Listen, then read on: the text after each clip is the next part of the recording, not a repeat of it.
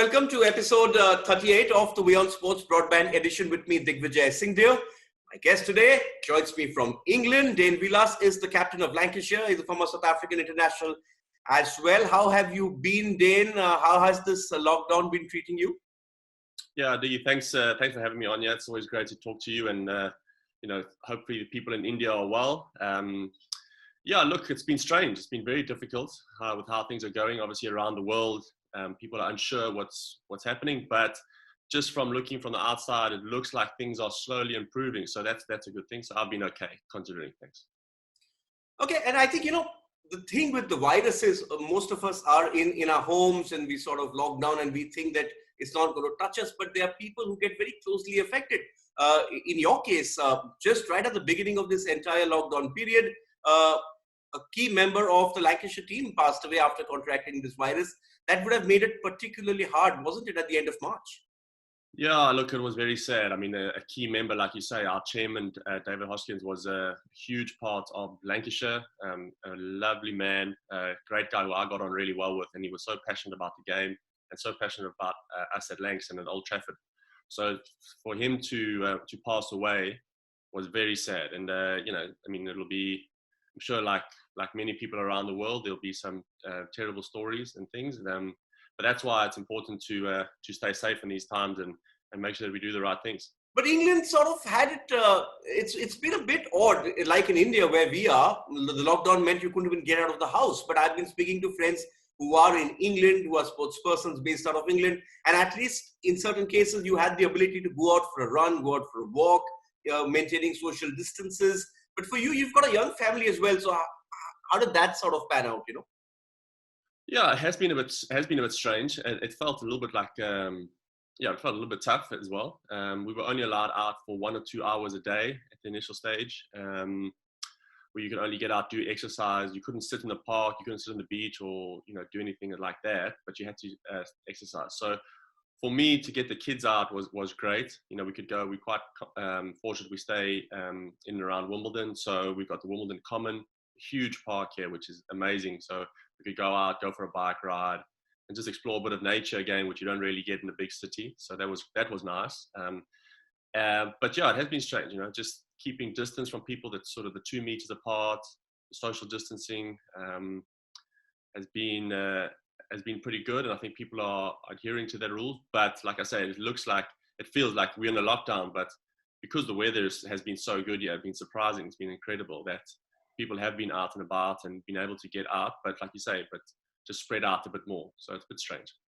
On a lighter note, you're probably one of the few guys who can actually go out and say, I actually had a good time in Wimbledon, considering the tennis tournament is not happening this year. No, exactly. I mean, that's a huge loss. I mean, it's a great place to be. If you ever get a chance to come through to Wimbledon in June, when the tennis is on, it's incredible. It's buzzing. But look, for me personally, it's been good because I don't really get to spend this much time with the family. Normally we're traveling or we're playing. And we're quite busy during the season, especially the county season is extremely busy. So to actually spend a good sort of 2 months now with the family. I mean, I've got a young family. I've got a little boy who's 5, who's cricket and football mad. He just wants to play. And a little girl, she's 2. And so just to spend time with them and see them and watch them grow up has been great. It's been a good and a bad sort of lockdown. Obviously missing cricket hugely and missing sport. And also just the social interaction with people has been a tough one, but there are some good points out of it as well. Okay, because sport, Dane, has this reputation of being a great healer. I mean, you just go back to your country where you come from, South Africa. We've all seen what the 1995 Rugby World Cup did. But I've been talking to so many sports persons around the world right now, and everyone seems to be frustrated at being locked indoors, and secondly, not being able to go and do what they do, which is play and also entertain their fans. Because at the moment, sport was such an integral part of our lives, but suddenly it's been 2 months without any sport? No, it's massive. You just see obviously how huge sport is, just with the people watching, people come to the stadiums, also the TV. It is huge. It's important, and people love it. People, some people dedicate their whole week leading up to a sporting event on the weekend or Friday night or something like that. It's massive. So it gives people a sort of a way to relax, to watch, to enjoy, to sort of get their heart racing again. So it's hugely important for the mental well-being of people around the world, the spectators, and also for the players. You know, everybody wants to get out and play. It's something that we love, and we're very fortunate that we can do. But like, yeah, exactly. You know, we want to get out and about. We feel a bit like, you know, caged lions a bit, where you can just, you see that there's opportunity. And especially like I mentioned here in England, the weather has been fantastic. I mean, April and May, couldn't ask for any better conditions. You know, it's sunny, it's 20 odd degrees all the time, which you don't really get. And it's perfect cricket weather. So to not have that, not being able to play has been really tough and really frustrating. But again, like I say, you know, there's bigger things that's going on in the world at the moment. But I'm sure you see like things are moving now at the moment. I know obviously football is trying to get on track and trying to play a bit more. I'm sure all the other sports will follow, and people will be desperate and crying out for them, which will be great. And you know, hopefully we can get back and we can entertain the people, like you say, and because it's a great and a fun part of our job that we can do that and inspire some people. And perhaps it's starting, isn't it? Because I was reading about the ECB actually resuming training, asking counties that you can actually, they've set down this SOPs of how training can resume again. So have you had the chance to go out and actually start training again, or has it been all at home, some shadow practice? No, it's been all at home, really. We, as county players, the domestic side, we haven't been allowed to go and train. It's only the internationals that are allowed to go and sort of train initially, just to see how they go, because obviously they're trying to get up for some test matches. I think we've got West Indies that are coming, and maybe Pakistan in the future. So they're just trying to build up for that and get that over the line first, and then sort of have a basis or a guideline to when it's safe for the domestic players to come back. It is tough. Obviously, you need all the with all the restrictions that are going on, you need everything in place. So to start off with a small group, I think is great, and how they've handled it has been very good. So, like I said, it's just mainly the bowlers and the internationals, and the bowlers will start going and get out, which I know they're all desperate to go out and get some action. Yes, I can hear that passion in your voice, itching to get back on the cricket ground. But a larger question is this: you know, both England and India are very cricket crazy countries, but is social distancing, Dane, possible on a cricket field? You know, cricket is about, you're a bowler, you're running into bowl, working out really hard, you finally get the batsman out, and you can't go and celebrate. You're a batsman, you hit a 50 or 100, and you can't go and, you know, celebrate with the guy at the other end. That's the question, isn't it? Will cricket be the same if it has to follow these social distancing guidelines? Look, I think it's tough. Obviously, the camaraderie in sport and cricket especially is huge. You know, when you get a wicket, you celebrate. You come into the huddle, you give everyone a high five. You know, do that. You have that social interaction, which is brilliant, and because you need it, you need your support from your teammates. So to lose that is going to be difficult. But I think, you know, maybe we've seen signs of it already, you know, with the way that Imran Tahir, when he celebrates, he gets a wicket, he runs away from everyone. So he's sort of been social distancing. The Indian players I know used to touch gloves, now they just touch bats. So they one step ahead. Yeah, I mean, all jokes aside, it is going to be difficult. It is, and it's going to change the way we do things. But you know what? If it's a few small things that we have to tweak here and there just to get back playing and get the game moving forward again, I think, you know, as players, and I think even as fans, that we'll take that, you know. But you know, obviously, you know, every sport has to adapt. I was speaking to Lord Sebastian Coe last week, and he was saying how athletics is going to adapt, and how athletics may not look the same at least till the end of this year. But talking about the life of a professional cricketer, how does that change? Because obviously you contracted with Lancashire, and you with them, but there is obviously the possibility, Dane, that, you know, if the season doesn't go on and the more the matches don't happen, it's going to be a trickle-down effect, and it's ultimately bound to affect the players.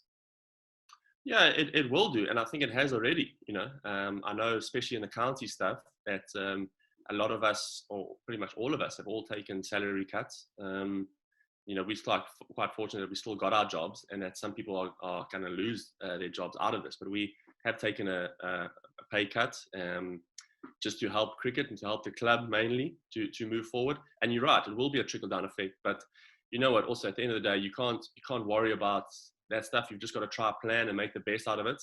And the whole world will change. The whole landscape of the world and how we do things will change, and we have to adapt. Even adapting to these lockdowns. We've done different things socially. These Zoom meetings. I've done hundreds of these now, not just interviews, but just speaking to family members, quizzes, all of that stuff. And how you do things is going to change. So yeah, we've got to adapt like we do anyway. And I think that's there'll be some good stuff that comes out of this. Every opportunity, every sort of door that closes, there's a new opportunity for someone or something to happen. And I'm sure we'll survive, and we'll get on the right space. Fair enough. But for sporting bodies, in fact, this is perhaps going to be a much more difficult one, because I know for a fact that the ECB had a lot riding on the 100. You, in fact, had been picked for that as well. But the 100 has been pushed back by a year. That's a huge loss of revenue. And ultimately, as you said, it's everyone across the cricketing ecosystem which will take the hit because of that tournament getting pushed back. Yeah, massive. It is big. I just and I've said before that actually quite sad for the guys who worked tirelessly on the 100. I mean, it was a tournament that they've been planning for years now. I think at least 3 or 4 years to get to this point. After the success of the Cricket World Cup here, the hype around cricket last year that we had was massive here in the UK, and just leading up, it was going to be a fantastic season. So all that work has sort of just gone down the drain now, and you've had to reshift the focus and plan maybe a bit more for next year, and again see how we get to that. I know they got some clever guys up there who are crunching all the numbers and doing everything and making sure that we can get it right. So it has been difficult, but the trickle down effect, we can only see in a couple of years what's going to happen. So it's hard to really judge now and really say what's going to happen, but it will affect us, but we just got to make the most of it. Okay, that's an interesting point. But there's also another type of professional cricketer we need to think about, because you still have a central contract with Lancashire. A lot of Indian players here are contracted either to the Indian Cricket Board, the BCCI, or their respective state bodies. So at least there is some guaranteed income. But there are many who go around the world playing professional leagues. They're the T20 travelers, as they say. You, in fact, have played also the T20 leagues. You were in Pakistan as well, and that PSL didn't end too well. The IPL, which is the big one in India here, is currently suspended because we don't know when everyone can get in and we can have that tournament. That's also again ultimately going to affect the professional cricketer across the world. Yeah, that's going to have a huge impact. Just so that model of the T20 traveler is a new one, and it's only been sort of probably 5 to 10 years of someone doing that. So it's going to affect people in a huge way. If you can't have tournaments, a massive loss of income for a lot of players who have got to that stage, have worked hard to get to where they are. So again, it's going to be massive, for everyone, not just and I think the hardest thing is it affects everyone. It affects the biggest dogs around the world to the smallest players. So yeah, it will be tough. And I, just travel around different parts of the world, and we don't know when it's going to end. For me, that's the hardest part, is not knowing, when it's going to end. I think as sports people, and I think and most people, if we have a goal in mind and we set a target, we can sort of work our way to that. And if you don't have that, that's unknowing, is very difficult, to deal with. But Dane, is it also going to play on the minds of players like you, that suppose you have this gig coming up and it is safe to play, but at the moment we don't have a vaccine, will it also weigh on the minds of cricketers that I'm actually going to step onto a flight, I'm going to another country to play a tournament, I don't know what the situation is over there, I've got friends, family, parents staying with me perhaps, all those factors, when you weigh in, that's a lot of pressure on just one individual, because yes, you have to ensure that there is money coming in and there are various other streams to compensate for pay cuts and all of that. But the other is, how do you take the risk on health? Exactly. I mean, that is going to be extremely difficult. It all depends what sort of situation you are in your life. If if you're just a young player who doesn't have any family or anything and they got a small place by themselves, or even a place just that they can isolate if they want to, or you've got guys with a young family, or some people, a youngster who stays at home with maybe, you know, a grandfather, grandmother, or older sort of parents. You know, there's all these different things that you need to take into consideration. But again, like I say, you know, we're quite fortunate in the sport or the industry that we at, that we do have people who look after our best interests, especially, you know, when it comes to security, when it comes to medical, all of that, they really, really take it into account. You know, we've got some great people who do that, and they'll give us the best advice. But again, you know, it's up to the individual. If anybody is uncertain or doesn't feel like they can handle that, they can deal with those pressures of, you know, maybe infecting someone else or infecting a loved one, then it's up to them, you know. And I think as cricketers, or as maybe people in leadership roles, you have to accept that, and you have to be understanding to each and every one's circumstances. Yes, fair enough. I mean, you know, the Watford captain, the football team, Troy Deeney, in fact, refused to go out and train because he has a young kid at home. And I think we should not judge professional sports persons for putting their families ahead of, say, health risk. But the ICC Cricket Committee yesterday came up with its recommendations for the resumption of cricket. The most important and significant one was for me was this no putting saliva on the ball. Now, the bowlers aren't going to be too happy, you know. Anyway, it's a tough game for them, and now they can't shine the ball. No, exactly. You have to, you know, come up with different ways and means. Maybe use some sweat, so which means that the fielders are probably going to have to run around a little bit more to get sweaty. But yeah, it's going to be interesting. I think there was some trial of a ball manufacturer was looking at a different wax you could put on a ball. But maybe, you know what, it might help. Might make the you know, the bowlers a little more skillful, you know, to help them to deal with these sort of things. And you know, if you're the best and you can come out with something like that, it'll be better. So it'll be more beneficial for you as a player. Again, it will be tough. Again, look, it's all in a sort of a trial phase at the moment. I mean, we haven't even got to play. No one knows when you're going to actually play any cricket. So it's all talking at the moment. But again, like I said previously, you know, the people up at the top, they know what they're doing. They'll make the best sort of recommendations for us, and I trust in them that they'll do it in the best interest for us as players and for the people who've invested into the game and the fans especially, you know. Yeah, but you know, I'll tell you what I think about it. My point is that anyway, resuming sport at the moment is a risk. There is still no vaccine, so you can eliminate the crowd from the stadiums. You can have strict social distancing norms as well. But should you change the integrity of the sport? Ultimately, you know, the problem with using wax is it's like ball tampering. You know, you're putting an artificial substance. In the case of saliva or sweat, it's still fluids from your body. Should we, to combat this virus, change the integrity of the sport, or look at the flip side, which is test everyone who's playing that match, the 22 players and the umpires and the support staff, everyone's tested, they're cleared to go and play cricket the normal way, especially as we have it in England as well. Play tough, but enjoy the game. Yeah, I think so. It's important, but I think also you need to be flexible in these sort of times, in these trying times. Unfortunately, with this virus, there's no blueprint. There's no handbook to tell us what to do. You know, this is completely new and no one's ever dealt with it before.